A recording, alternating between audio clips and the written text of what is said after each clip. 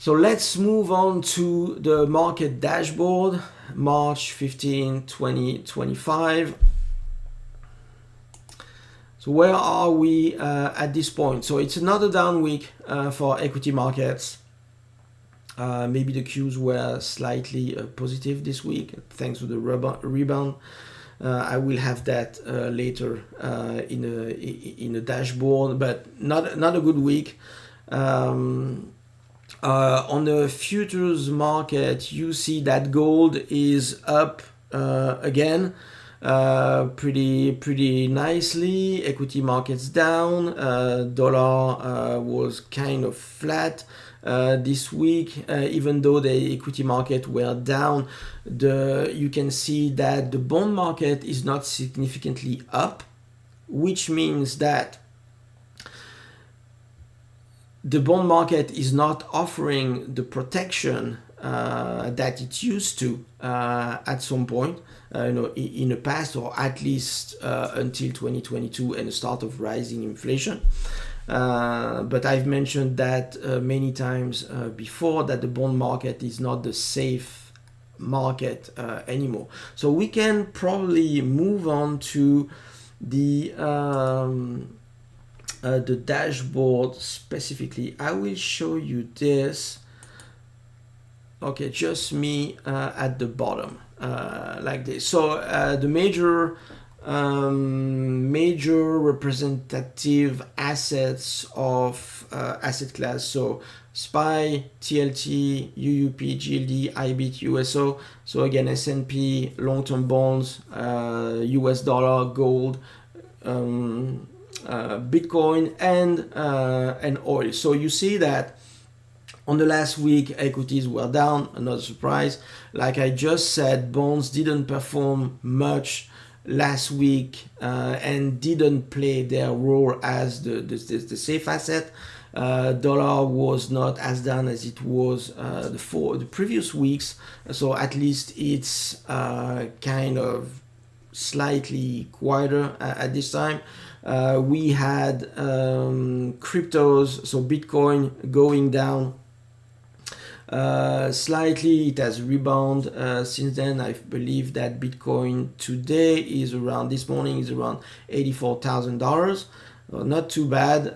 Oil, it was flat, but it's not going anywhere. So gold, safe assets by excellence. It's going up, and basically the rest is flat or down. You can see that on the equity market specifically, the sectors that are the safest, like utilities, is one of the that is losing the less. Energy is going up. This is usually some of the safest sectors, the risk off sectors, when the risk on sectors are going down. So basically there's no surprise here. In terms of bonds, this is what I told you. You have some bonds going up, some others going slightly down. So at this time, this means, again, I will repeat this again, that the bond market is not playing the safe asset role that it used to do. And then, I wanted to show you this because this is what I introduced a couple of, maybe the first time that I presented this market dashboard, which is the risk-adjusted momentum. So it's an indicator of momentum which combines short-term to long-term momentum from 1 month to 1 year, that is adjusted by the risk, which is volatility. And you can see that gold is now has the highest risk-adjusted momentum at this time. It's not surprising, since the equities have been going down. The oil is not doing anything anymore. Bonds are not playing their role again as a safe asset in down market. So you have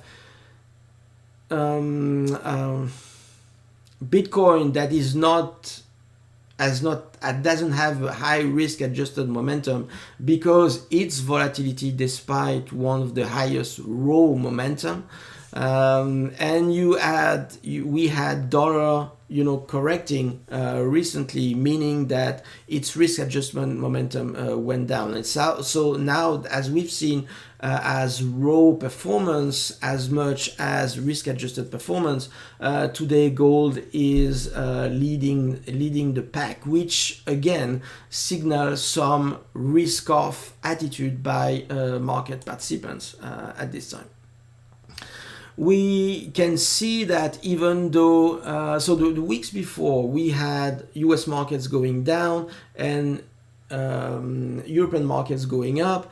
Now European markets are still going down, but not as fast as the US market. So relative to the S&P, we still have the DAX, the CAC 40, I should add one for the UK, I don't know who's doing, but basically Eurostoxx ETF as well are still doing better than the S&P, which again kind of confirms the narrative that potentially there is a reallocation outside the US. It doesn't change much from the week before. So we see here the correction from of the US dollar, and by comparison, obviously euro coming back, the yen coming back as well. We can also see the VIX, which has been increased again significantly this week, although it retreated somehow yesterday on the correction, but the correction, so the bounce, I would say the bounce back yesterday, I believe doesn't change the nature of the current short-term downtrend. We'll see if it does next week, but I'd be surprised, to be honest with you. We have also again the indicators for market activity, volume activity and price action activity. So we have volume and volatility, and both of them are still rising. So I will remember you that this is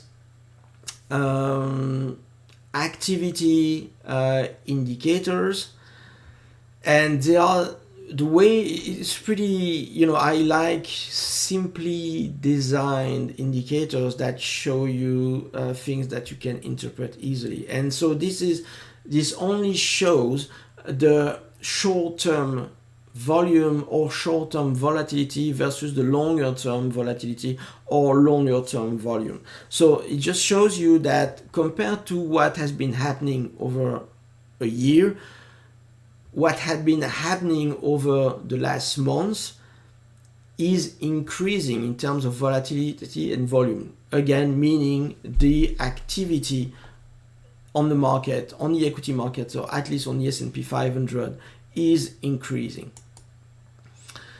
So the consequence of this, we can infer what some hedge funds would do, specifically the trend followers, and most of the trend followers that are risk adjusting their position, which which you can relate to what I've shown you before in terms of risk adjusted momentum.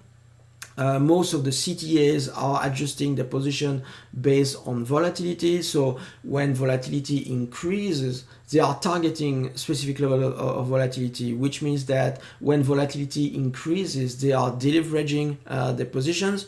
And when volatility is decreasing, they are increasing the position. So now that we have volatility increasing on the market, they are deleveraging most certainly their position, which increase the selling pressure on the market. Obviously, they are a tiny part of the global equity market. They are not enough to move the market by themselves. But that's still interesting to know, because it's a reflection of how most I would say, investor react.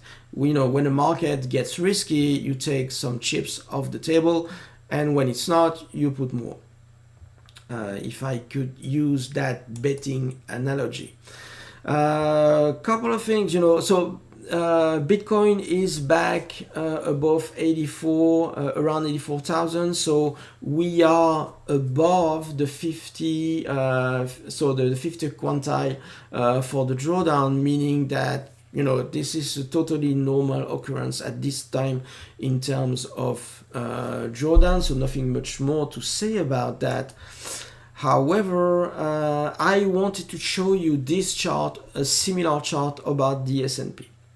So you've seen probably in the LinkedIn comments, so some people have gotten crazy about the fact that we entered correction. It's funny how people are emotional about round numbers. Down 9.95%, it's not a correction, but down 10.01% is a correction. Oh my God. So I always find this funny. But that's not the point. If you look at the drawdown, you see that the current drawdown is around minus 9 something percent at this time, or maybe 8 considering the rebound we had yesterday. 8 something, who cares? That's not the point. But if you look at the dotted white line on the drawdown chart, the bottom chart, you see that this line is around 3%. And being the median of the drawdown, this means that we have been around this level most of the time. This is even accounting for the drawdown that we had in 2020 for the COVID crisis, and the drawdown we had in 2022 when the inflation struck. So this just shows you how accustomed we've been to low risk in the equity markets. 50% of the time, we were in less than a 3% drawdown. I believe that statistics, it's totally insane in my opinion. This doesn't reflect the true risk of equity markets. And the fact that we are at 9% drawdown, 3 times the 50th% quantile of the drawdown over the last 4 years, to me, it's really mind-boggling statistics.